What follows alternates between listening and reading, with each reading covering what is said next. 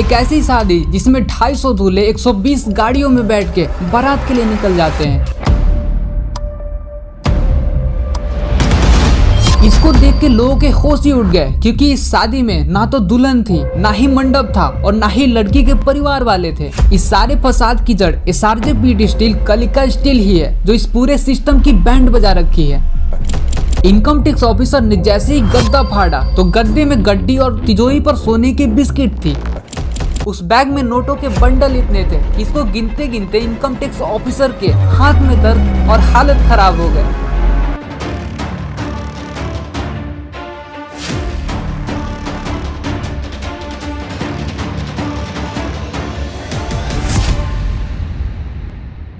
देखिए, आज के टाइम पे सेंट्रल महाराष्ट्र में यहाँ पे एक डिस्ट्रिक्ट पड़ता है जलना। यहाँ के जो लोग थे ना, उन्होंने मराठवाड़ा मुक्ति संग्राम में ब्रिटिशर्स और हैदराबाद के निजाम के खिलाफ अपनी आवाज उठाई थी, जिसमें एक जनार्दन मामा थे। इन्होंने मराठवाड़ा रीजन को आजाद करने में काफी इम्पोर्टेंट रोल प्ले किया था। भारत जब आजाद हुआ ना, ठीक उसके 13 मंथ के बाद मराठवाड़ा रीजन भी आजाद हो गया था। इसलिए आप देखोगे कि हर साल 17 सितंबर को मराठवाड़ा लिबरेशन डे मनाया जाता है। एक्चुअली जलना के अंदर ना सीड प्रोडक्शन काफी लार्ज लेवल पे होता है, इसलिए इसको वर्ल्ड फूड प्राइज अवार्ड भी दिया गया था। और ये काफी ज्यादा चांसेस है कि किसान जो अपने खेत में फसल उगाते हैं उसका जो बीज है वो यहीं से गया हो। और सबसे ज्यादा स्वीट लेमन जो है वो इसी एरिया से प्रोड्यूस किए जाते हैं। इसके अलावा जलना जो है वो एक इंडस्ट्रियल टाउन बन चुका है, जहाँ पे टेक्सटाइल, स्टील बिजनेसेस काफी तेजी से ग्रो कर रहे हैं। एक्चुअली अब होता ये है कि ईयर 2022 में इनकम टैक्स डिपार्टमेंट को एक खुफिया इन्फॉर्मेशन हाथ लगती है कि जलना डिस्ट्रिक्ट के अंदर जो बड़े बिजनेसमैन है वो लार्ज स्केल पर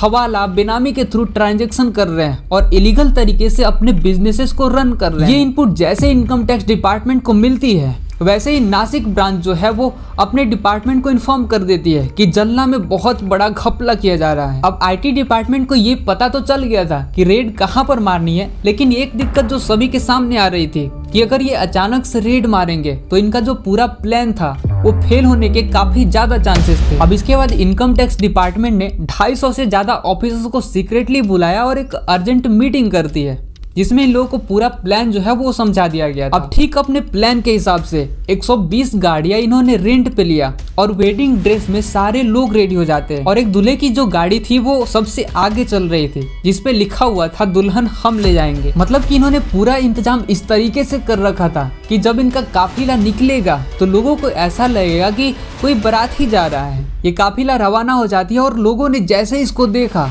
वैसे ही अपने मोबाइल फोन से रिकॉर्ड करना शुरू कर दिया। तो मेरा कहने का मतलब ये है कि इन्होंने एक फेक वेडिंग प्रोसेशन ऑर्गेनाइज करके जितने भी टीम मेंबर्स थे उन्होंने शेरवानी वगैरह पहन रखा था ताकि पूरी शादी वाली फीलिंग है। इसलिए इनके जो कुछ टीम मेंबर्स थे उन्होंने ढोल वगैरह भी ले रखा था। अभी जो आईटी डिपार्टमेंट की पूरी 250 लोगों की टीम थी, ये जलना डिस्ट्रिक्ट के उस लोकेशन पर पहुंच जाती है जहां पर दोनों businesses group SRJ PT steel और कलिका स्टील कंपनीज थी। और इस सारे फसाद की जड़ ये दोनों कंपनीज ही थी। कैसे, अभी थोड़ी देर रुको, बस आगे बताता हूँ। तो बेसिकली ये दोनों कंपनीज मिलके रियल एस्टेट और स्टील प्रोडक्शन का काम वगैरह करती थी। तो ये लोग निकले तो थे कलिका स्टील और एसआरजे पीटी स्टील पर छापा मारने के लिए, लेकिन उससे पहले इन लोगों ने जलना से लेकर महाराष्ट्र, औरंगाबाद, नासिक तक तो इस सर्च ऑपरेशन में 25 से ज्यादा जगहों को खंगाला गया था, जहां पर इन्होंने अपने खजाने छुपा रखे थे। ये प्रूफ जैसे इनको मिलती है तो आईटी डिपार्टमेंट का शक जो है वो और बढ़ जाता है। इसके बाद जैसे ही आईटी डिपार्टमेंट की टीम जलना के अंदर इंटर करती है तो ये लोग अपने प्लान के हिसाब से ग्रुप्स में डिवाइड हो जाते हैं। एक टीम जो थी वो दोनों कंपनीज के मालिक के घर पहुंचती है और छापा मारती है, लेकिन घर के कोने कोने में छानबीन करने के बाद उनको एक भी चीज ऐसी हाथ नहीं लगती है जिससे कि ये जो सबूत है वो और पक्की हो सके। फिर वहां से ये लोग क्लीन चिट दे के निकल जाते हैं। और इधर जो इनका दूसरा वाला ग्रुप था वो एसआरजे पीटी स्टील और कलिका स्टील पे छापा मारने के लिए निकलती है। उसके बाद इनको कुछ सस्पिशियस एक्टिविटी, ट्रैक रिकॉर्ड्स मिल जाते हैं और जैसे जैसे ये सबूत हाथ लगते गए वैसे ये जो केस था वो और भी इंटरेस्टिंग होता जा रहा था। तो बेसिकली इस रेड में इनको पता चल चुका था कि ये जो दोनों कंपनीज है वो टैक्स चोरी करने के लिए जानबूझकर जितने क्वांटिटी में रॉ मटेरियल प्रोड्यूस हो रही है उससे कम क्वांटिटी को रजिस्टर में एंट्री कर रहे हैं। और ऐसा कर करके इन लोगों ने 120 करोड़ रुपए से ज्यादा इलीगल तरीके से अपने जेब में भर लिया था। अब इन लोगों ने पैसे को इस तरीके से घुमाया था ताकि ऐसा लगे कि सब कुछ ठीक चल रहा है, लेकिन ये जो पैसे लोग चोरी कर रहे थे इसको जेन्युइन दिखाने के लिए कोलकाता में बेस्ड एक सेल कंपनी थी, उसके साथ ये लोग साठ गांठ करते हैं और लोन, प्रीमियम शेयर्स वगैरह लेते हैं। उसके बाद ये जो सारे इनके पैसे थे इसको एक सीक्रेट फार्म हाउस में रखते थे, और ये जो फार्म हाउस था ना, इनके करीबी फाइनेंसर विमल राज बोरा और डीलर प्रदीप बोरा का था। इस वाले फार्म हाउस में इन लोगों ने कैश तो रखे ही थे, उसके साथ में उस पैसे से गोल्ड, ज्वेलरी, डायमंड वगैरह खरीद के ये सारी चीजें रखते थे। अभी जब आईटी डिपार्टमेंट इनके फार्म हाउस पे छापा मारेगी तब आप लोग देखना। तो आगे जब आईटी डिपार्टमेंट के 250 ऑफिसर्स इन्होंने कंपनीज और ऑफिसेस का चप्पा चप्पा छान मारा, लेकिन इनको वहां पर कोई ऐसी चीज हाथ नहीं लगी जिसका ये लोग उम्मीद कर रहे थे। लेकिन कहते हैं ना कि उम्मीद पे पूरी दुनिया कायम है। तो अब काफी ज्यादा शाम हो चुकी थी और ये लोग घर जाने की प्लानिंग कर रहे थे, लेकिन इनको तभी एक चीज क्लिक करती है कि जब ये लोग डॉक्यूमेंट्स को एनालाइज कर रहे थे तो उन सारे डॉक्यूमेंट्स में एक फार्म हाउस का जिक्र मल्टीपल टाइम आ रहा था, और इसी वजह से ये लोग उस फार्म हाउस पे छापा मारने के लिए निकल पड़ते हैं। और ये लोग जैसे ही वहां पर पहुंचते हैं तो एक ऐसी चीज हाथ लगती है जिसने पूरे इनकम टैक्स डिपार्टमेंट को हिला के रख दिया था।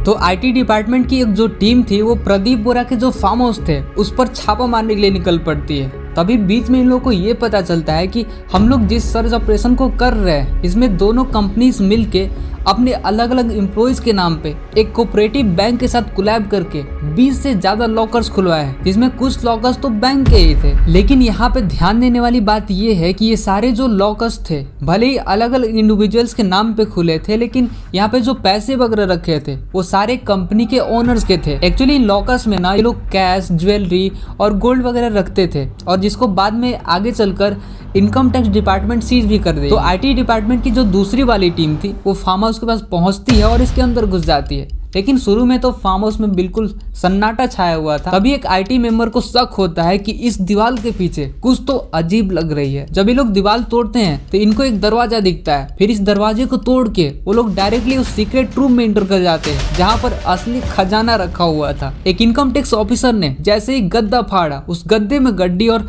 तिजोरी पे सोने के बिस्किट थे। तो मेरा कहने का मतलब ये है कि जब बाद में इन्वेस्टिगेशन रिपोर्ट सामने आती है तो पता ये चलता है कि ये जो दोनों कंपनीज के ओनर्स थे इन्होंने चोरी के पैसे से 32 किलो गोल्ड, हीरे मोती खरीद के रूम के तिजोरी में बंद करके रख दिए थे, और 56 करोड़ नोटों की गड्डी ट्रैवल बैग में बेड के अंदर छुपा के इन्होंने रखा था। और इसके अलावा बाद में कुछ प्रॉपर्टी के पेपर्स वगैरह भी मिल जाते हैं। अब ये पैसा इतना ज्यादा हो गया था ना कि इसको गिनना लोगों के बस की बात नहीं थी, इसलिए इन सारे पैसे को उठा के किसी नियरली बैंक में ले जाया गया। अब जरा खुद ही सोच के देखो कि ये नोट की गड्डी इतने ज्यादा थे कि इसको गिनने में 12 नोट काउंटिंग मशीन्स लगातार 13 घंटे तक गिनते रहे, और आखिरकार 56 crore cash, 32 kilo gold, pearl, diamond और प्रॉपर्टी के पेपर्स की अगर टोटल वैल्यू मिला देना तो 390 करोड़, जिसको बाद में इनकम टैक्स डिपार्टमेंट जो है वो सीज भी कर देती है। बाद में बड़े बड़े बिजनेसमैन सामने आते हैं और कहते हैं कि जो सारा प्लान था वो पॉलिटिकली मोटिवेटेड था। कुछ लोगों ने ये तक कह दिया कि ये जो रेड है वो पॉलिटिकल पार्टी के प्रेशर में आके किया गया है। तो देखिए, लोगों का चाहे कुछ भी मानना हो, लेकिन एक चीज तो पक्की है कि जब आप सिस्टम का बैंड बजाओगे तो सिस्टम आपके दरवाजे पे बैंड बाजा लेके आएगा और आपका बजा के जाएगा।